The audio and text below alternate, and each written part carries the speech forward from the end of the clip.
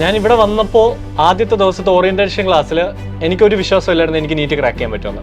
പക്ഷേ അന്നത്തെ orientation class എടുത്ത ടോമി സാറ് ഒരു വാക്ക് പറഞ്ഞു, നിങ്ങളിൽ എത്ര പേർക്ക് ഇന്ന് ഇവിടെ വെച്ച് റൂമിൽ പോയിട്ട് ഒരു സ്പീച്ച് വിക്ടറി ഡേക്ക് പറയാൻ എഴുതാൻ പറ്റുമെന്ന് ചോദിച്ചു.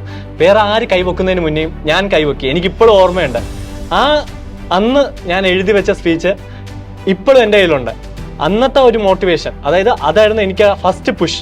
ഇതൊരു എൻട്രൻസ് കോച്ചിങ് ഇൻസ്റ്റിറ്റ്യൂട്ട് ആണ്. നിങ്ങൾക്ക് കോമ്പറ്റേറ്റീവ് മെന്റാലിറ്റി ഉണ്ടെങ്കിൽ ഇവിടെ ജീവിക്കാൻ പറ്റുള്ളൂ. പഠിക്കണമെന്ന് ആഗ്രഹം ഉണ്ടെങ്കിൽ നിങ്ങൾ ഡോക്ടർ ആവും. ഇനിയിപ്പോൾ നിങ്ങൾ ഉഴപ്പാനാണ് വരുന്നതെങ്കിൽ ഒബ്വിയസ്ലി അത് നിങ്ങളുടെ ചോയ്സ് ആണ്. ബട്ട് ഇവിടെ പഠിച്ച ഒരാളെന്ന് പറഞ്ഞാൽ ഇവര് മാക്സിമം ട്രൈ ചെയ്യുന്നുണ്ട്. I still know this is the best institute in Kerala. ബ്രില്യൻറ്റിന്റെ ക്വസ്റ്റ്യൻസ് ചെയ്യും. ബ്രില്യൻറ്റിന്റെ എല്ലാ എക്സാംസും അറ്റൻഡ് ചെയ്തു. ഞാൻ ഒരു എക്സാം പോലും മിസ് ചെയ്തിട്ടില്ല. ഞാൻ എൻ്റെ വെക്കേഷൻസിന് ഞാൻ വീട്ടിൽ പോയിട്ടില്ല. ഞാൻ കംപ്ലീറ്റ്ലി എനിക്ക് ഈ ഒരു പ്രാവശ്യം എനിക്കൊരു വാശിയായി സത്യം അവസാനം പറഞ്ഞാൽ. കാരണം കിട്ടണം, ഇനി കിട്ടിയിട്ടേ വീട്ടിലോട്ടുള്ളൂ എന്നൊരു മൈൻഡ് ആയിപ്പോയി. ഇവിടെ പഠിക്കുന്ന സാധനം റൂമിൽ പോയിരുന്ന് നമ്മൾ പഠിച്ചില്ലെങ്കിൽ ഒരു ഉപയോഗമില്ല. ലൈക്ക് അതൊരു വേസ്റ്റ് ആണ്. ജസ്റ്റ് നമ്മൾ സിനിമ കണ്ടിട്ട് ഇറങ്ങിയ ഒരു ഫീൽ മാത്രമേ കിട്ടത്തുള്ളൂ. സിമ്പിളായിട്ട് പറയുകയാണെങ്കിൽ ബ്രില്യൻറ്റിൽ നല്ലപോലെ പഠിച്ചു പോകുന്ന ഒരാൾക്ക് ഇത് കഴിഞ്ഞ് എവിടെ പോയി പെട്ടാലും അവർ ജീവിക്കും. എനിക്കറിയാം ബ്രില്യൻറ്റ് തന്നെ ആയിരിക്കും ഏറ്റവും ടോപ്പിൽ വരുന്നത് എല്ലാ വർഷവും. അത് ഞാൻ നോക്കേണ്ട ആവശ്യം പോലും ഇല്ല. സോ എത്ര ടഫാണെങ്കിലും ബ്രില്യൻറ്റിന്റെ സ്ഥാനം എപ്പോഴും താഴ്ന്നു തന്നെ ഇരിക്കും ആ തട്ട്. ഈ കോളേജിൽ വേറൊരു ബെനിഫിറ്റും കൂടെ ഉണ്ട്. ഞാൻ ESI ഓപ്റ്റ് ചെയ്യാനുള്ള കാര്യം, എനിക്ക് ഒരു വർഷത്തെ ബോണ്ടും കൂടെ ചെയ്യാൻ പറ്റും. അതായത് 4 വർഷം പഠിച്ചു, 1 വർഷം ഇന്റേൺഷിപ്പ് ചെയ്തു, അതിന് 1 വർഷം ഞാൻ ബോണ്ട് ചെയ്യും. ചിലപ്പോൾ അത് നെഗറ്റീവായിട്ട് നിങ്ങൾക്ക് തോന്നും. ആ ബോണ്ടിൽ എനിക്ക് കിട്ടാൻ പോകുന്ന സാലറി 1.5 ലാക്കാ. ഇപ്പോൾ എൻ്റെ ബാച്ചിൽ ഞങ്ങൾ 10 മലയാളികളുണ്ടെന്ന് വിചാരിക്കുക. 10 മലയാളികളിൽ 9 മലയാളികളും ബ്രില്യൻ്റ് ആണ്. ഞങ്ങൾ 9 പേരും ബ്രില്യൻറ്റിൽ നിന്ന് വന്ന ആൾക്കാരാണ്.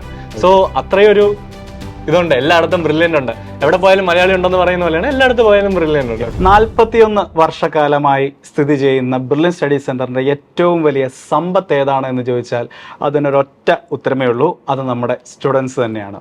ഇത്ര നീണ്ട ഒരു കാലഘട്ടം കൊണ്ട് തന്നെ നമ്മൾ ഏകദേശം 1 ലക്ഷം ഡോക്ടർമാരെയും 1.5 ലക്ഷം എഞ്ചിനീയർമാരെയും ഈ രാജ്യത്തിന് സംഭാവന ചെയ്തിട്ടുണ്ട്. അപ്പോൾ അതിൽ ഓരോരുത്തരായി നമ്മുടെ ബ്രില്യൻ സ്റ്റഡി സെന്ററിലേക്ക് ഇടയ്ക്കൊക്കെ ഇങ്ങനെ തിരികെ നമ്മളെ കാണാൻ വേണ്ടി എത്തുമ്പോൾ വളരെ സന്തോഷകരമായിട്ടുള്ളൊരു കാര്യം തന്നെയാണ്. കാരണം അവർക്ക് അവരുടെ പഴയ ടീച്ചേഴ്സിനെയൊക്കെ കാണാം, അവരുമായിട്ട് സംസാരിക്കാം.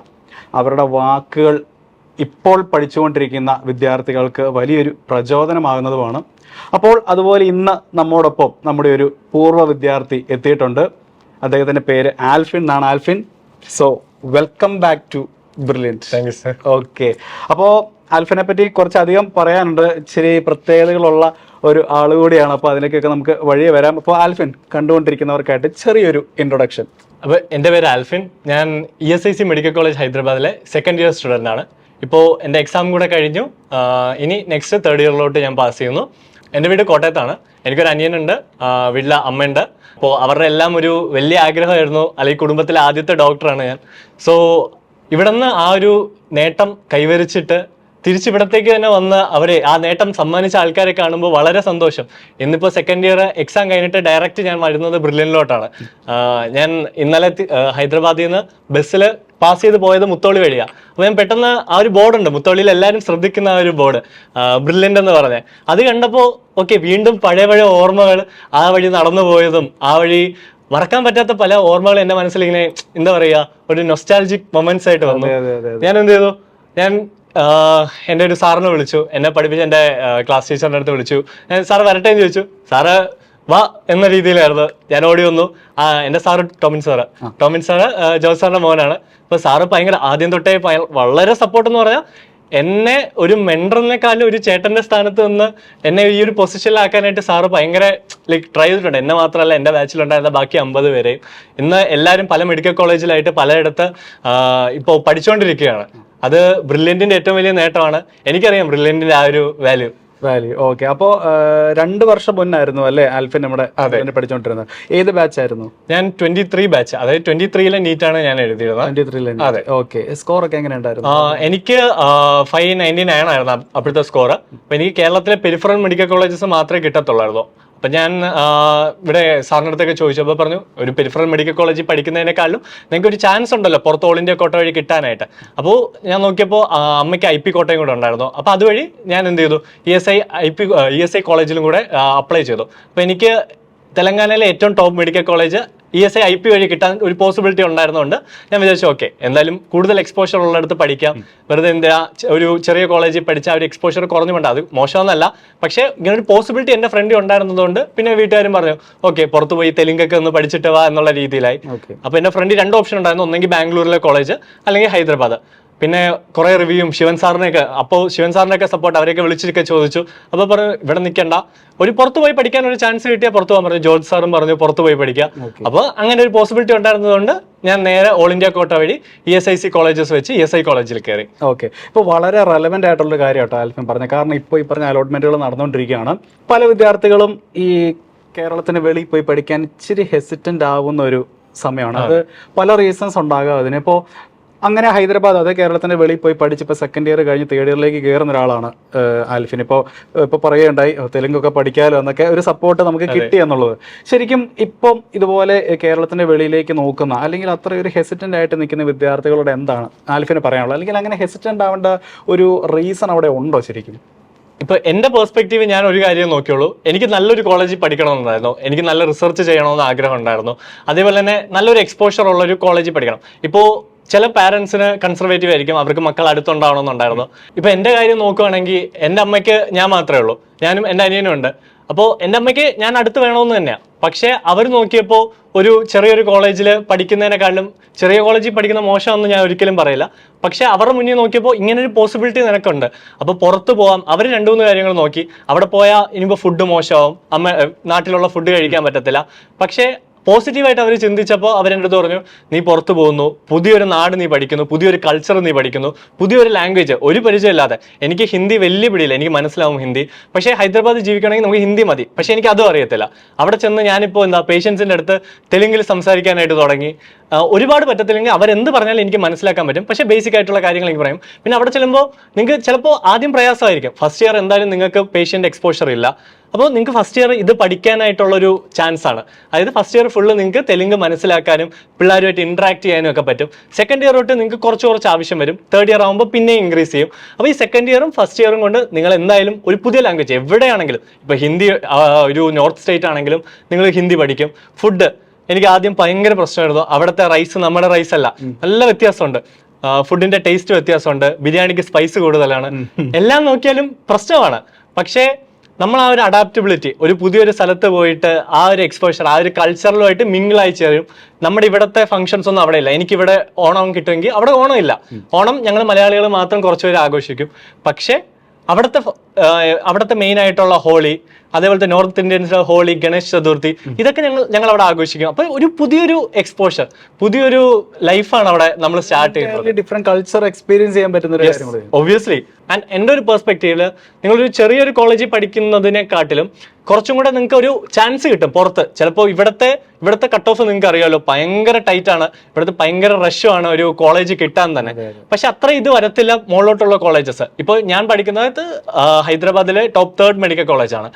ഫസ്റ്റ് ഗാന്ധി, ഒസ്മാനിയ, അത് കഴിഞ്ഞ് വരുന്ന 3ാമത്തെ മെഡിക്കൽ കോളേജാണ് ESIC. അവിടുത്തെ എയിംസിനെക്കാട്ടിലും എയിംസ് ബിബി നഗറാണ് അവിടെ ഉള്ളത്. അതിന് എയിംസിനെക്കാട്ടിലും ഏറ്റവും കൂടുതൽ പിള്ളേർ ചൂസ് ചെയ്യുന്ന ഒരു കോളേജാണ് ESIC മെഡിക്കൽ, ഇൻഫ്രാസ്ട്രക്ചർ വൈസ് എല്ലാം. അപ്പം നിങ്ങൾക്ക് അങ്ങനെ ഒരു പോസിബിലിറ്റി ഉണ്ടെങ്കിൽ ഒരിക്കലും നിങ്ങളത് മിസ് ചെയ്യരുത്. എല്ലാ പോസിബിലിറ്റി എക്സ്പ്ലോർ ചെയ്യുക. അപ്പോൾ എനിക്ക് ഈ കോളേജിൽ വേറൊരു ബെനിഫിറ്റും കൂടെ ഉണ്ട്. ഞാൻ ESI ഓപ്റ്റ് ചെയ്യാനുള്ള കാര്യം, എനിക്ക് 1 വർഷത്തെ ബോണ്ടും കൂടെ ചെയ്യാൻ പറ്റും. അതായത് 4 വർഷം പഠിച്ചു, 1 വർഷം ഇന്റേൺഷിപ്പ് ചെയ്തു, അതിന് 1 വർഷം ഞാൻ ബോണ്ട് ചെയ്യും. ചിലപ്പോൾ അത് നെഗറ്റീവായിട്ട് നിങ്ങൾക്ക് തോന്നും. ആ ബോണ്ടിൽ എനിക്ക് കിട്ടാൻ പോകുന്ന സാലറി 1.5 ലാക്കാ. അതായത് അത് ഒരു MBBS സ്റ്റുഡന്റിനും കിട്ടത്തില്ല. മാക്സിമം 40,000 എവിടെ കയറിയാലും കിട്ടും. ഇത് കമ്പൽസറി ബോണ്ടാണ്. ബോണ്ട് ബ്രേക്ക് ചെയ്യണമെങ്കിൽ 5 ലാക്ക് കൊടുക്കണം. പക്ഷേ ആലോചിച്ച് നോക്ക്, എനിക്ക് PG പ്രിപ്പയർ ചെയ്യാൻ പറ്റിയ ആ സമയത്ത് എനിക്ക് സാലറിയും കിട്ടും, എനിക്ക് 1 ഇയർ എക്സ്പീരിയൻസ് കിട്ടുന്നു.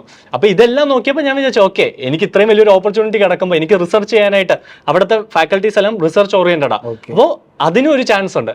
അപ്പോൾ ഞാനിപ്പോൾ ഒരു റിസർച്ച് പേപ്പർ ചെയ്തിട്ടുണ്ട് ഓൾറെഡി. അവിടെ ഫസ്റ്റ് ഇയറിൽ തന്നെ ഞാൻ ഒരെണ്ണം ചെയ്തു. സാധാരണ എല്ലാവരും തേർഡ് ഇയറിലാണ് ചെയ്യുന്നത്. എനിക്ക് അവിടെ ആ ഒരു എക്സ്പോഷർ ചെയ്യണമെന്ന് ആഗ്രഹമുള്ളതുകൊണ്ട് ഞാൻ റിസർച്ച് പേപ്പർ ചെയ്തു. അപ്പോൾ എനിക്ക് ഇനിയിപ്പോൾ FMG എഴുതി അല്ലെങ്കിൽ പുറത്തോട്ട് പോകണം, ബ്രിട്ടനിലൊക്കെ പോകണമെന്ന് ആഗ്രഹം ഉണ്ടെങ്കിൽ എനിക്കത് എൻ്റെ കരിയറിലൊരു വലിയൊരു ബെനിഫിറ്റ് ആണ്. തീർച്ചയായിട്ടും അത് വലിയൊരു കാര്യമാണ് ഇപ്പോൾ പറഞ്ഞത്. കാരണം ഇത് കേൾക്കേണ്ട നിരവധി വിദ്യാർത്ഥികളുണ്ട്. കാരണം അവരിപ്പോൾ ഈ പറഞ്ഞ ആ ഒരു ആൽഫിൻ തന്നെ പറഞ്ഞ ആ ഒരു വാക്കുണ്ട്, കൺസർവേറ്റീവായിട്ട് ചിന്തിക്കുന്ന ചില പേരൻസ് ഉണ്ട്, അല്ലെങ്കിൽ വിദ്യാർത്ഥികളാണെങ്കിലും അങ്ങനെ ചിന്തിക്കുന്ന വിദ്യാർത്ഥികൾ തന്നെയുണ്ട്, എനിക്ക് ഇവിടെ തന്നെ മതി, വേറെ പോകണ്ട.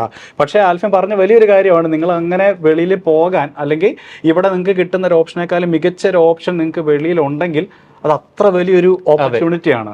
അതൊരിക്കലും മിസ് ചെയ്യരുത് എന്നാണ് അതിൽ എക്സ്പീരിയൻസ്ഡ് ആയിട്ടുള്ള ആൽഫിൻ പറയുന്നത്, അല്ലേ? ഒബ്വിയസ്ലി. ഓക്കെ, അപ്പോൾ നമ്മുടെ ബ്രില്യൻറ്റിലെ ലൈഫ് എങ്ങനെയുണ്ടായിരുന്നു ആ ഒരു സമയം, കാലഘട്ടം, നമ്മുടെ പ്രൊഫസേഴ്സ്, ക്യാമ്പസ്? ഞാൻ ഫേസ് 5 ഇവിടെ ജോയിൻ ചെയ്തത്. അതായത് ഈ ജസ്റ്റ് മിസ്സായ കൂട്ടത്തിലായിരുന്നു ഞാൻ. ഏറ്റവും അവസാനത്തെ ബാച്ച്. ഞാൻ അവസാനത്തെ റൗണ്ട് വരെ നോക്കി. എൻ്റെ കഴിഞ്ഞ വർഷത്തെ അതായത് ഞാൻ കയറുന്നതിന്റെ മുന്നത്തെ വർഷത്തെ അലോട്ട്മെന്റ് എനിക്ക് വെറും 10 മാർക്കിലാണ് പോയത്. അപ്പോൾ അതുവരെ ഞാൻ നോക്കി, എന്നിട്ട് കിട്ടത്തില്ല എന്ന് കണ്ടപ്പോഴാണ് ഞാൻ ബ്രില്യൻറ്റിൽ ജോയിൻ ചെയ്തത്.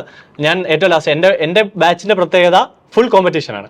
അതായത് ഞാൻ സൂപ്പർ റിപ്പീറ്റർ ആണ്. എൻ്റെ കൂടെ സൂപ്പർ റിപ്പീറ്റേഴ്സ് ഉണ്ട്, അതിൻ്റെ മേളിൽ റിപ്പീറ്റ് ചെയ്യുന്നവരുണ്ട്, റിപ്പീറ്റേഴ്സ് ഉണ്ട്, എല്ലാം കൂടെ ഒരു മിക്സഡ് ആയിട്ടുള്ള ഒരു ബാച്ച് ആയിരുന്നു. സോ ഇറ്റ് വാസ് ലൈക്ക് ഒരു പ്രഷർ ഉണ്ടോ? ഉണ്ട്. പക്ഷെ പഠിക്കണമെന്നുള്ള ആഗ്രഹം വരും. കാരണം നമ്മുടെ മോട്ടീവ് എന്താ? ഈ വർഷം എങ്ങനെയും കിട്ടണം. അതിൽ എല്ലാവരും ആ ഒരു കോമ്പറ്റേറ്റീവ് മൈൻഡ് ഉള്ളവരായിരുന്നു. അപ്പോൾ എനിക്ക് കോമ്പറ്റേറ്റ് ചെയ്യാനായിട്ട് പറ്റിയ ആൾക്കാരായിരുന്നു. ഇപ്പോൾ റാങ്ക് ലിസ്റ്റിൽ എല്ലാം മുന്നിൽ വരാൻ നോക്കും, പക്ഷെ ട്രൈ ചെയ്യും, പക്ഷെ പറ്റത്തില്ല. കാരണം എന്നെക്കാളും ടോപ്പേഴ്സ് ഉണ്ട്. പക്ഷെ എന്നാലും നമ്മളിങ്ങനെ വർക്ക് ചെയ്ത് ആ ഒരു ഇതിൽ. പിന്നെ ഞങ്ങളുടെ ബാച്ചിൽ അത്യാവശ്യം എല്ലാ പ്രൊഫസേഴ്സും ഈ എക്സ്പീരിയൻസ്ഡ് ആയിട്ടുള്ള പ്രൊഫസേഴ്സിനെ ഞങ്ങൾക്ക് തന്നിരുന്നത്. ഇപ്പോൾ മായാറാണി മിസ്, അതേപോലെ എല്ലായിടത്തും നല്ല പ്രൊഫസേഴ്സിനായിരുന്നു ഞങ്ങൾക്ക് കിട്ടുന്നത്. സോ ലൈക്ക് ആ ഒരു വർഷത്തോളം എക്സ്പീരിയൻസ് വെച്ചാണ് അവർ ഞങ്ങളെ പഠിപ്പിച്ചുകൊണ്ടിരുന്നത്. 14 വർഷത്തെ എക്സ്പീരിയൻസ് ഉള്ള പ്രൊഫസേഴ്സ് വരെ ഞങ്ങൾക്ക് ക്ലാസ് എടുത്തിട്ടുണ്ട്. അപ്പോൾ ഓഫ് കോഴ്സ് പ്രൊഫസേഴ്സ് വലിയൊരു പങ്ക് വഹിക്കുന്നുണ്ട്. പക്ഷേ എന്നാലും നമ്മൾ പഠിച്ചില്ലെങ്കിൽ ഇതൊന്നും നടക്കത്തില്ലല്ലോ. ഓക്കെ, അവരുടെ ജോലി എന്ന് പറഞ്ഞാൽ ഇപ്പോൾ നമ്മുടെ ഡയറക്ടേഴ്സ് ആണെങ്കിലും പറഞ്ഞിട്ടുണ്ട്, വളരെ ചെറിയൊരു ശതമാനം മാത്രമേ ബ്രില്യൻ്റ് നിങ്ങൾക്ക് നൽകുന്നുള്ളൂ. ബാക്കി ഉള്ളത് നിങ്ങളെ ഇടുന്ന നിങ്ങളുടെ എഫേർട്ടാണ് കംപ്ലീറ്റ്ലി. അപ്പോൾ ആൽഫിൻ്റെ ഒരു സ്റ്റഡി എന്താ പറയുക, ഒരു മെത്തഡോളജി ഒക്കെ എങ്ങനെയായിരുന്നു? ഞാൻ ടെക്സ്റ്റ് ബേസ്ഡ് തന്നെയായിരുന്നു ഞാൻ പഠിച്ചു വന്നത്. ഞാൻ എക്സ്ട്രാ റെഫർ ചെയ്യുന്നത് കുറവാണ്. അതായത് ബ്രില്യൻറ്റിൻ്റെ ക്വസ്റ്റ്യൻസ് ചെയ്യും. ബ്രില്യൻറ്റിൻ്റെ എല്ലാ എക്സാംസും അറ്റൻഡ് ചെയ്തു. ഞാൻ ഒരു എക്സാം പോലും മിസ് ചെയ്തിട്ടില്ല. ഞാൻ എൻ്റെ വെക്കേഷൻസിന് ഞാൻ വീട്ടിൽ പോയിട്ടില്ല. ഞാൻ കംപ്ലീറ്റ്ലി എനിക്ക് ഈ ഒരു പ്രാവശ്യം എനിക്കൊരു വാശിയായി സത്യം അവസാനം പറഞ്ഞാൽ. കാരണം കിട്ടണം, ഇനി കിട്ടിയിട്ടേ വീട്ടിലോട്ടുള്ളൂ എന്നൊരു മൈൻഡായിപ്പോയി. പിന്നെ ഞാൻ വർക്ക് ചെയ്യാൻ ചെയ്തു. ഇത് സാർ പറഞ്ഞത് കറക്റ്റാണ്. നമ്മുടെ വർക്കിങ് ലൈക്ക് അവരൊരു 40% തരും, നമ്മളൊരു 60 ഇട്ടാൽ രണ്ടും കൂടെ ചേർന്നൊരു 100% ഉറപ്പായിട്ട് ഒരു സീറ്റ് കിട്ടും. അത് എനിക്കിവിടെ നിന്ന് മനസ്സിലായത്. ഇപ്പം അവർ അത്ര ഡെഡിക്കേറ്റ് ചെയ്താലും നമ്മൾ പഠിക്കുന്നില്ല, അല്ലെങ്കിൽ നമ്മൾ വർക്ക് ചെയ്യുന്നില്ല കാര്യമില്ല. ഇവിടെ പഠിക്കുന്ന സാധനം റൂമിൽ പോയിരുന്ന് നമ്മൾ പഠിച്ചില്ലെങ്കിൽ ഒരു ഉപയോഗമില്ല. ലൈക്ക് അതൊരു വേസ്റ്റ് ആണ്. ജസ്റ്റ് നമ്മൾ സിനിമ കണ്ടിട്ട് ഇറങ്ങിയ ഒരു ഫീൽ മാത്രമേ കിട്ടത്തുള്ളൂ. നമ്മൾ ഇവിടുന്ന് കാണുന്ന സാധനം ഗ്രാസ്പ് ചെയ്യുന്നു. ഞാൻ ക്ലാസ്സിൽ വെച്ച് നോട്ട് എഴുതും. പഠിപ്പിക്കുന്നത് ഇപ്പോൾ അവർ നോട്ട് എഴുതണ്ടെന്ന് പറഞ്ഞാൽ എന്നെ കൊണ്ട് പറ്റുന്ന പോലെ ഞാൻ പോയിന്റ്സ് എഴുതും. അറ്റ്ലീസ്റ്റ് മെയിൻ ഹെഡിങ്സ് എങ്കിലും എഴുതി ഞാൻ പോകുമായിരുന്നു. എന്നിട്ട് അതേ സെയിം സാധനം ടെക്സ്റ്റ് വായിച്ച് ഞാൻ പഠിക്കും. ബയോളജിയൊക്കെ പക്ക ടെക്സ്റ്റ്. ഞാൻ വേറൊരു നോട്ട്ബുക്കിലും നോട്ട് ഉണ്ടാക്കിയിട്ടില്ല ബയോളജിക്ക്. എൻ്റെ NCERT ടെക്സ്റ്റ് ബുക്ക് ഇപ്പോൾ എടുത്ത് നോക്കിയാൽ അതിൽ ചെറിയ ലെറ്ററിൽ ഫുൾ ഒരു പേജ് ഇല്ല, ഫുള്ള് കവർ ചെയ്യും. കാരണം ഇവിടെ നിന്ന് വേണമെങ്കിലും ക്വസ്റ്റ്യൻ ചോദിക്കാം. പുറത്തൊന്നും ഒരു ക്വസ്റ്റ്യൻ വരത്തില്ല എന്ന് എനിക്ക് ഉറപ്പായിരുന്നു. എൻ്റെ എക്സാമിന് പുറത്തൊന്നും ഒരു ക്വസ്റ്റ്യൻ വന്നിട്ടില്ല, ബയോളജിക്കും ഫിസിക്സിനും ഒന്നും. പക്ഷെ ചോദിച്ചത് ഇമേജിന്റെ അകത്തുനിന്ന് വരെ ചോദിച്ചിട്ടുണ്ട്.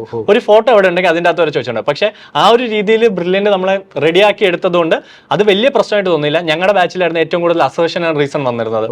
അപ്പോൾ വായിച്ച് സമയം പോയി. പക്ഷേ ഇവർ ഓൾറെഡി എക്സാംസിന് അത് ഞങ്ങളെ ശീലിപ്പിച്ചുകൊണ്ട് എനിക്ക് വലുതായിട്ട് അഫക്ട് ചെയ്തില്ല. ബട്ട് എന്നാലും ഒരു ടൈം കൺസ്ട്രെയിൻ വന്നായിരുന്നു എക്സാമിന്. ഓക്കെ, ഇപ്പോൾ ഒരുപാട് ഫാക്ടേഴ്സിന്റെ കാര്യം പറഞ്ഞു. നമ്മുടെ മോഡൽ എക്സാംസ് ഒക്കെ ഒരുപാട് ഉപയോഗിച്ചിരുന്നു എന്നുള്ളത്. അതുപോലെ ബ്രില്യൻറ്റിലെ മറ്റ് കുറേ ഫെസിലിറ്റീസ് നിങ്ങൾക്ക് വിദ്യാർത്ഥികൾക്കായിട്ട് നമ്മളോട് ഒരുക്കിയിട്ടുണ്ട്. അതിനകത്ത് ഏറ്റവും ഉപകാരപ്പെട്ടു എന്ന് പറയാൻ പറ്റുന്ന ഒരു ഫെസിലിറ്റി ഏതായിരുന്നു? ഇപ്പൊ മോഡൽ എക്സാംസിന്റെ കാര്യം പറഞ്ഞു. അതല്ലാതെ ഞാൻ ഏറ്റവും കൂടുതൽ ഉപയോഗിച്ചുകൊണ്ടിരുന്നത് ബ്രില്യൻറ്റിന്റെ ഡിസ്കഷൻ ഫോറം ആയിരുന്നു. അതായത് അതിൻ്റെ അകത്ത് അത് സത്യം പറഞ്ഞ ഒരു എന്റർടൈൻമെന്റ് പ്ലാറ്റ്ഫോം ആയിട്ടാണ് ഞാൻ കൺസിഡർ ചെയ്തിരുന്നത്. അതിൻ്റെ അകത്ത് കുറേ കാര്യങ്ങൾ വരും. ഇപ്പോൾ ഡൗട്ട് ചോദിക്കുന്നവരുണ്ടാവും. അപ്പോൾ എന്നെ കൊണ്ട് പറ്റുന്നതാണെങ്കിൽ ഞാൻ അത് ക്ലിയർ ചെയ്ത് കൊടുക്കും. ഞാൻ അതിൻ്റെ അകത്ത് നല്ല ആക്റ്റീവ് ആയിരുന്നു. നല്ല ആക്റ്റീവ് എന്ന് പറഞ്ഞാൽ ഞാൻ പഠിച്ചു കഴിഞ്ഞിപ്പോൾ ഒരു അരമണിക്കൂർ എനിക്ക് സമയം കിട്ടുവാണെങ്കിൽ നമുക്ക് വേറെ ഫോണില്ല, ഒന്നുമില്ല. അപ്പം നമുക്ക് എന്താണ് ഒരു വഴി? ഇതിൻ്റെ അകത്ത് എടുക്കും. ചിലപ്പോൾ എന്തെങ്കിലുമൊക്കെ കാര്യങ്ങൾ പഠിക്കുന്ന റിലേറ്റഡ് വരും. അപ്പോൾ അതിന് റിപ്ലൈ കൊടുക്കും. പിന്നെ ഞാനായിട്ട് തന്നെ അതിൻ്റെ അകത്ത് ചെറിയ കാര്യങ്ങൾ എന്താ പറയുക, അവരെ മോട്ടിവേറ്റ് ചെയ്യാനായിട്ടൊക്കെ ഇടുമായിരുന്നു. അപ്പോൾ അത് ഒരുപാട് പേർക്ക് ഹെൽപ്പ് ചെയ്തിട്ടുണ്ട്. എൻ്റെ കയ്യിൽ ഇപ്പോഴും ഉണ്ട്. ഞാൻ ആ പോസ്റ്റുകളൊക്കെ ഞാൻ ഇവിടെ നിന്ന് ഇറങ്ങിയ ഉടനെ ഞാൻ ടോമിൻ സാറിനെ വിളിച്ച് പറഞ്ഞിട്ട് അതിൻ്റെ ആക്സസ് വാങ്ങിച്ച് ഞാൻ എല്ലാം സ്ക്രീൻഷോട്ട് എടുത്ത് ഇപ്പോഴും സൂക്ഷിച്ച് വെച്ചിട്ടുണ്ട് എൻ്റെ എല്ലാ സാധനങ്ങളെല്ലാം. അപ്പോൾ കുറേ കാര്യങ്ങളുണ്ട് അതിൻ്റെ അകത്ത്. അപ്പോൾ അവർക്ക് ഒരാൾക്ക് അറ്റ്ലീസ്റ്റ് 5 പേർക്കെങ്കിലും അതൊരു ഹെൽപ്ഫുൾ ആയിട്ടുള്ള കാര്യമായിട്ട് മാറിയെന്ന് അറിയുമ്പോൾ സന്തോഷമാണ്. അത് കഴിഞ്ഞിട്ട് എനിക്കൊന്ന് മെസ്സേജ് അയക്കുന്നത്, അതായത് നീറ്റ് കിട്ടിക്കഴിഞ്ഞാൽ ഞാൻ പാസ് ഔട്ടായി, എനിക്ക് കോളേജ് കിട്ടി, അതിന് 1 ഇയർ കഴിഞ്ഞിട്ട് നീറ്റ് എഴുതുന്ന പിള്ളേർക്ക് അത് അവൈലബിൾ ആയിരുന്നു. പിള്ളേർ ഇത് കഴിഞ്ഞിട്ട് വന്നിട്ട് എനിക്ക് മെസ്സേജ് അയച്ച് പറഞ്ഞിട്ടുണ്ട്, ചേട്ടാ അന്ന് ചേട്ടൻ പറഞ്ഞ കാര്യം എന്തായാലും ഹെൽപ്ഫുൾ ആയിരുന്നു, അത് ചില സമയത്ത് ഡൗൺ ആകുമ്പോൾ അതെടുത്ത് വായിക്കാറുണ്ടായിരുന്നു, അങ്ങനെ ഇപ്പൊ എനിക്ക് നീറ്റ് കിട്ടി, അല്ലെങ്കിൽ ഞാൻ ഈ കോയമ്പത്തൂർ മെഡിക്കൽ കോളേജിൽ പഠിക്കുകയാണ് എന്ന് വന്ന് പറയുമ്പോൾ കിട്ടുന്ന ഒരു സന്തോഷമുണ്ട്. ഈ വർഷങ്ങൾ കഴിഞ്ഞിട്ട് ആക്ച്വലി ഒരു സാറ്റിസ്ഫാക്ഷൻ. നമ്മള് കാരണം അവർക്കൂടെ അത് ഇത്ര നാളുകൾ കഴിഞ്ഞിട്ട് ഉപകാരപ്പെടുന്നു എന്നുള്ളത്. ഇതാണ് ഞാൻ ആൽഫിനെ പറ്റി പറഞ്ഞത്, കുറച്ച് പ്രത്യേകതകളുള്ള ഒരു വിദ്യാർത്ഥി കൂടി ആയിരുന്നു എന്നുള്ളത്. ഡിസ്കഷൻ ഫോറത്തിന്റെ കാര്യം ഇപ്പോൾ പറഞ്ഞു. അത് തന്നെയല്ല, ആൽഫിൻ ഇവിടെ പഠിക്കുന്ന കാലത്ത് തന്നെ ബ്രില്യൻറ്റിനെ തന്നെ ട്രോളിക്കൊണ്ട് അത്യാവശ്യം വീഡിയോസൊക്കെ ഇറക്കി ഇൻസ്റ്റാഗ്രാമിൽ നല്ല വ്യൂസ് ഒക്കെ കിട്ടിയ ഒരു വ്യക്തിയായിരുന്നു അല്ലേ?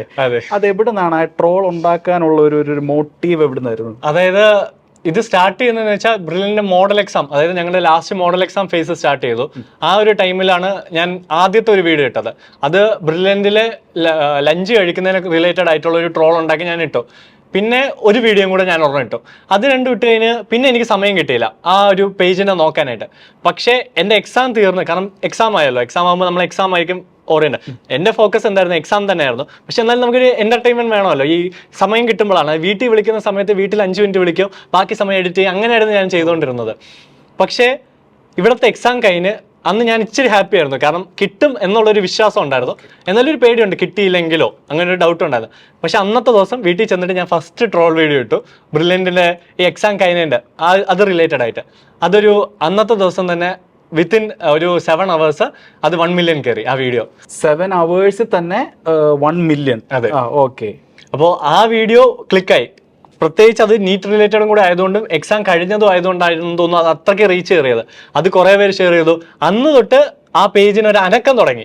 പിന്നെ എനിക്ക് അതൊരു മോട്ടിവേഷൻ ആയിരുന്നു. പിന്നെ ഞാൻ എന്ത് ചെയ്തു, ബ്രില്യൻറ്റില് ഞാൻ പഠിച്ചിരുന്ന സമയത്ത് എനിക്കറിയാം ഓൺലൈൻ വീഡിയോസിൽ ഇപ്പൊ ചില സീക്വൻസ് ഉണ്ട് നമുക്ക് ഇൻസ്പയറിംഗ് ആയിട്ടുള്ളത്. ഇപ്പോൾ അതിൽ ഞാൻ സ്റ്റാർട്ട് ചെയ്തത് വിനീത് സാറ്, നമ്മുടെ ഫിസിക്സ് പഠിക്കുന്ന വിനീത് സാറിന്റെ ഒരു ലൈറ്റ് ആൻഡ് റേസിന്റെ ആ ചാപ്റ്ററിൽ സാറ് വായി നോക്കാൻ പറയുന്ന ഒരു സീനുണ്ട്. ആ സാധനത്തിൽ നിന്നാണ് ഞാൻ ട്രോൾ ചെയ്ത് തുടങ്ങിയത്. അതിന് നല്ല റെസ്പോൺസ് വന്നു. പിന്നെ നൈസായിട്ട് ഒരു ദിവസം ഞാൻ ബ്രില്യൻറ്റില് ഫാക്കൽറ്റിയിൽ എക്സാം കഴിഞ്ഞ ആ സന്തോഷം കാരണം ഞാൻ ഒന്ന് വന്നു ഇവിടെ കാണാനായിട്ട്. ഞാൻ എപ്പോഴും ഈ സാധനം ഷെയർ ചെയ്യുന്നത് എൻ്റെ ക്ലാസ് ടീച്ചർ കാണുന്നുണ്ടായിരുന്നു, ടോമിൻ സാർ. അപ്പോൾ സാർ ഒരു ദിവസം എൻ്റെ അടുത്ത് ചോദിച്ചു, ഞാൻ ഇവിടെ വന്നപ്പോൾ ചോദിച്ചു, എടാ ആ പേജ് നിന്റെതാണോ? അപ്പൊ ഞാൻ പറഞ്ഞു, പിന്നെ എന്തായാലും ഞാൻ ഇവിടുന്ന് പാസ് ഔട്ട് ആയില്ല, അപ്പൊ അവർക്ക് കുഴപ്പമില്ല. അപ്പൊ സാറ് അതിന് ഭയങ്കര സപ്പോർട്ടായിരുന്നു. പിന്നെ ഞാൻ ഇങ്ങനെ നല്ല നല്ല വീഡിയോസ്, അതേപോലെ തന്നെ യൂട്യൂബിലൊക്കെ ഇടുന്ന വീഡിയോസിലൊക്കെ ചില ട്രോൾ എലമെന്റ്സ് ഉണ്ട്.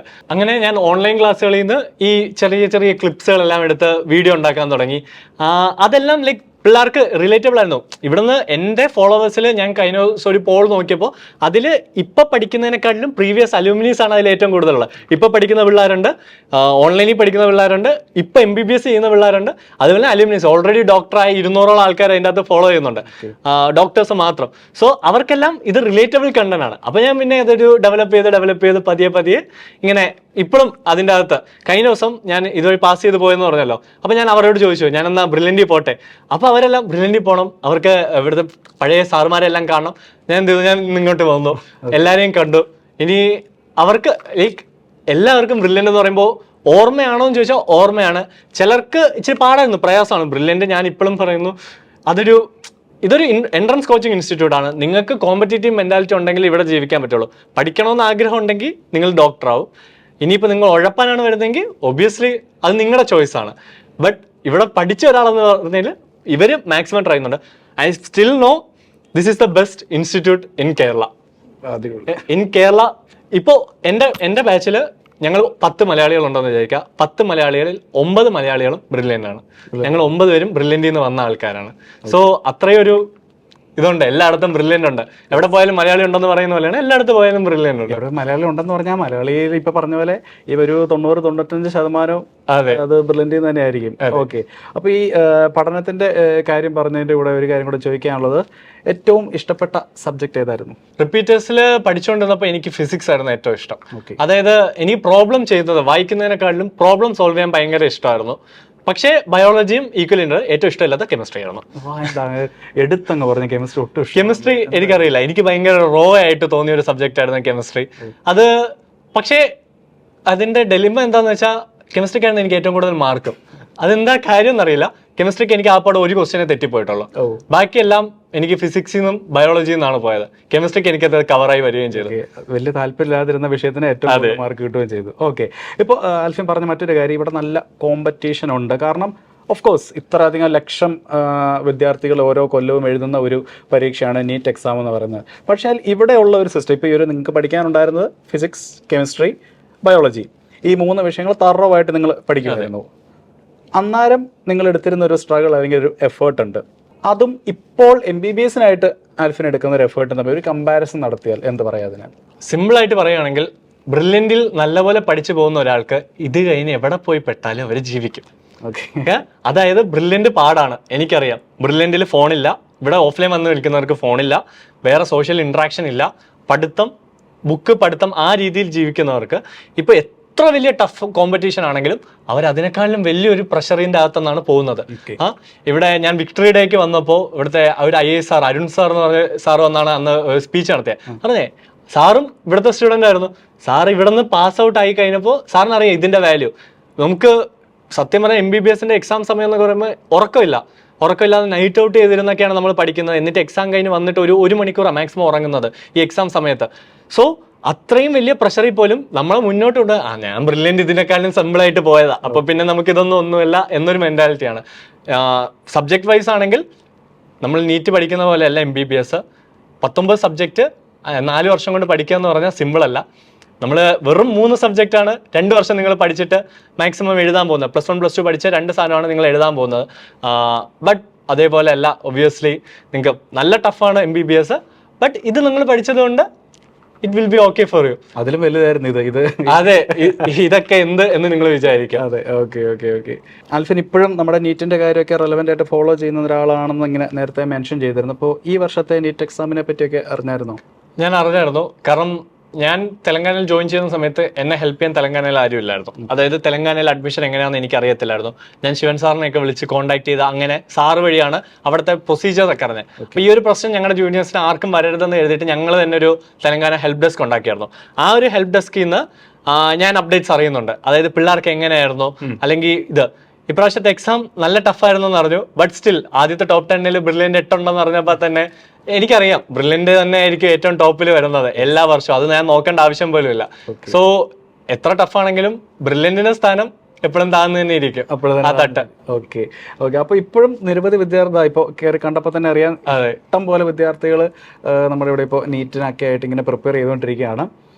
അവരോടൊക്കെ എന്താണ് പറയാനുള്ളത്? അല്ലെങ്കിൽ ആസ് എ സീനിയർ നമ്മളിപ്പോൾ എന്തിനാണോ അവർ കഷ്ടപ്പെടുന്നത് അത് 2 വർഷം മുന്നേ കഷ്ടപ്പെട്ട് ഇപ്പോൾ അതിൻ്റെ ആ ഒരു റിസൾട്ട് അനുഭവിക്കുന്ന ഒരാളാണ് ആൽഫിൻ, അല്ലേ? അപ്പോൾ അവരോട് എന്താണ്, അല്ലെങ്കിൽ എന്ത് സജഷനാണ് നമുക്ക് കൊടുക്കാനുള്ളത്? ഞാൻ ഇവിടെ വന്നപ്പോൾ ആദ്യത്തെ ദിവസത്തെ ഓറിയന്റേഷൻ ക്ലാസ്സിൽ എനിക്കൊരു വിശ്വാസമില്ലായിരുന്നു എനിക്ക് നീറ്റ് ക്രാക്ക് ചെയ്യാൻ പറ്റുമെന്ന്. പക്ഷേ അന്നത്തെ ഓറിയന്റേഷൻ ക്ലാസ് എടുത്ത ടോമി സാറ് ഒരു വാക്ക് പറഞ്ഞു. കേറ്റ് വിൻസ്ലെറ്റ് എന്ന് പറഞ്ഞ നമ്മുടെ ടൈറ്റാനിക്കിലെ നായികയുടെ ഒരു കഥ സാറ് പറഞ്ഞു. 8 പ്രാവശ്യം ഓസ്കാറിന് ഫ്രണ്ടിൽ വന്നിരുന്നിട്ടും ഓസ്കാർ കിട്ടിയില്ല. ബട്ട് 9ാമത്തെ തവണ അദ്ദേഹത്തിന് ഓസ്കാർ കിട്ടി. ആ സ്റ്റേജിൽ വന്നിട്ട് അവർ പറയുന്ന ഒരു സ്പീച്ചുണ്ട്. ആ സ്പീച്ച് സാർ അവിടെ ഒന്ന് പ്ലേ ചെയ്തായിരുന്നു.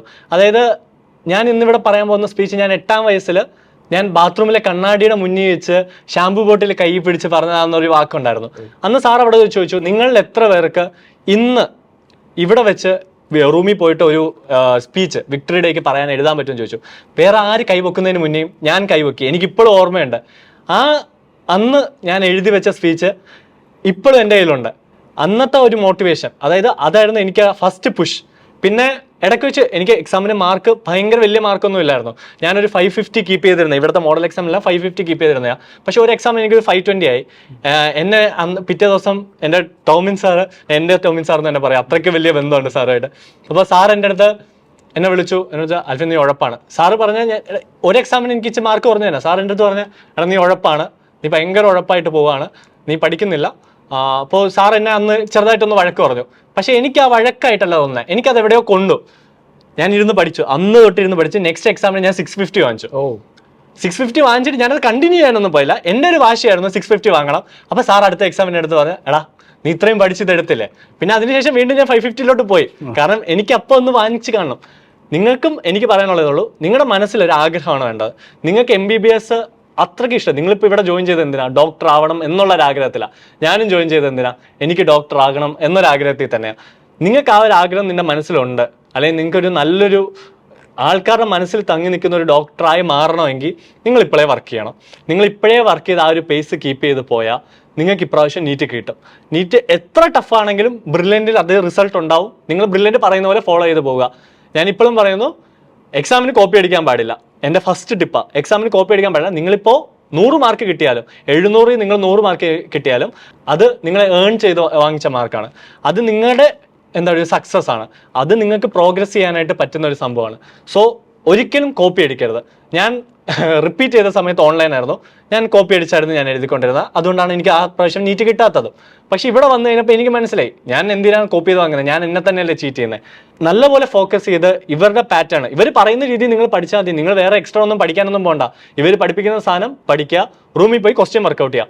ഏറ്റവും കൂടുതൽ നിങ്ങൾ ഞാൻ പറയും ഒരുപക്ഷെ റിപ്പീറ്റഡ് ആയിട്ട് ടെക്സ്റ്റ് വായിക്കുന്നതിനെക്കാട്ടിലും ദിവസം ഒരു 100 ക്വസ്റ്റ്യൻ വെച്ച് ചെയ്യുക. ഓരോ സബ്ജക്റ്റിൽ നിന്ന് 100 ക്വസ്റ്റ്യൻ വെച്ച് നിങ്ങൾക്ക് ചെയ്യാൻ പറ്റുമെങ്കിൽ അതിനെക്കാട്ടിലും വലിയൊരു ബെനിഫിറ്റ് നിങ്ങൾക്ക് ഉണ്ടാവത്തില്ല.